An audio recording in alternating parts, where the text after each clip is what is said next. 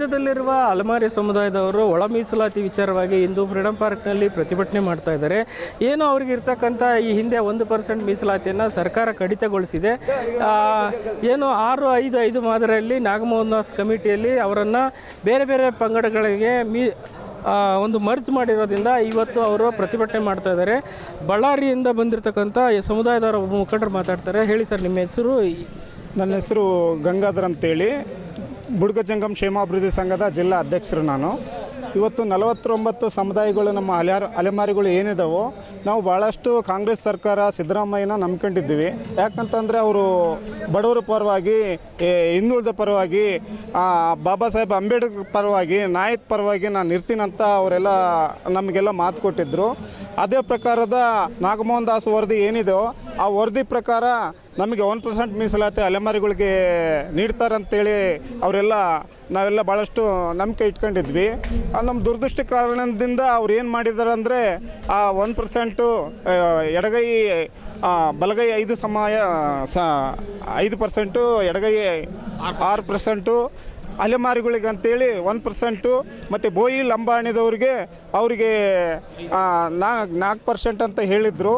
ಅದೆಲ್ಲ ಏನಾಗಿದೆ ಅಂತಂದರೆ ನಮ್ಮ ಬಲಿಷ್ಠ ಸಮುದಾಯಗಳನ್ನ, ನಮ್ಮ ಅಲೆಮಾರಿಗಳನ್ನ ತಗೊಂಡೋಗಿ ಅದರಲ್ಲಿ ಬೋಯ ಲಂಬಾಣಿ ಅದರಲ್ಲಿ ಸೇರಿಸಿ ನಮಗೆ ಭಾಳಷ್ಟು ಅನ್ಯಾಯ ಆಗಿದೆ.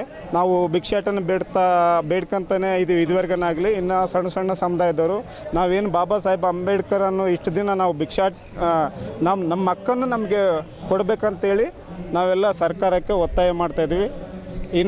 ಇನ್ನಗಡ ಸಿದ್ದರಾಮಯ್ಯನ ಮೇಲೆ, ಕಾಂಗ್ರೆಸ್ ಸರ್ಕಾರದ ಮೇಲೆ ನಮಗೆ ಗೌರವ ಇದೆ, ನಂಬಿಕೆ ಇದೆ. ಅವರು 1% ನಮ್ಮ ಅಲೆಮಾರಿಗಳು ಸಮುದಾಯಗಳಿಗೆ ಮಾಡ್ತಾರಂತೇಳಿ ಇನ್ನೂ ವಿಶ್ವಾಸಗಳ ನಮಗಿದೆ.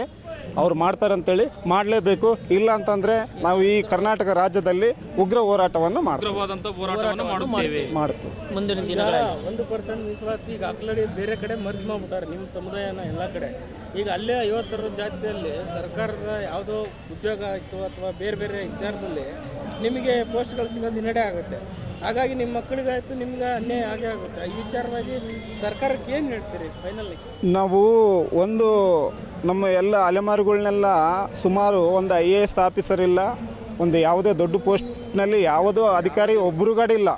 ಏನೋ ಸಣ್ಣ ಪುಟ್ಟ ಒಂದು ಎಲ್ಲ ಅಲೆಮಾರಿಗಳೆಲ್ಲ ಸೇರಿಸಿದ್ರೆ ಒಂದು 5, 6, 7, 8, 10, 15 ಪೋಸ್ಟ್ ಬಂದಿರ್ತಾವೆ. ಅಷ್ಟು ಬಿಟ್ಟು ಇನ್ನೂ ಬೇರೆದೇನಿಲ್ಲ. ನಮಗೆ 1% ನಮಗೆ ಬಾಬಾ ಸಾಹೇಬ್ ಅಂಬೇಡ್ಕರ್ ಬರೆದಿತ್ತಂಥ 1% ನಮಗೆ ಮೀಸಲಾತಿ ಕೊಟ್ಟರೆ ನಮಗೆಲ್ಲ ಅನುಕೂಲ ಆಗುತ್ತೆ. ಇಲ್ಲ ಅಂತಂದರೆ ನಮಗೆ ಭಿಕ್ಷೆ ಬೇಡಕ್ಕೆ ಪರ್ಮಿಷನ್ ಕೊಟ್ಟರೆ ನಾವು ಭಿಕ್ಷೆ ಬೇಡಕ್ಕೆ ಹೋಗೋಕ್ಕೆ ನಾವು ರೆಡಿ ಇದ್ದೀವಿ. ಸಿದ್ದರಾಮಯ್ಯ ಪರವಾಗಿ ನಾವು ಜೋಳಿಗೆ ಹಾಕ್ಕೊಂಡು ಮನೆ ಅಡ್ಡಾಡ್ತೀವಿ.